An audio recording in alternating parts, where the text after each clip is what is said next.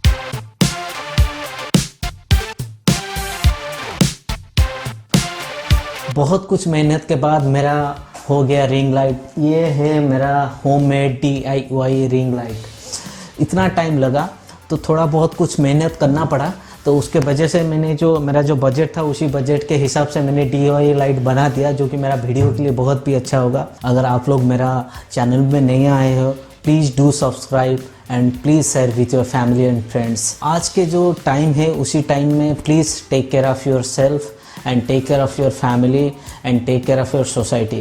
Please stay home, stay safe and take care of your whole family. Life matters. So till then, take care. Bye bye. Namaste.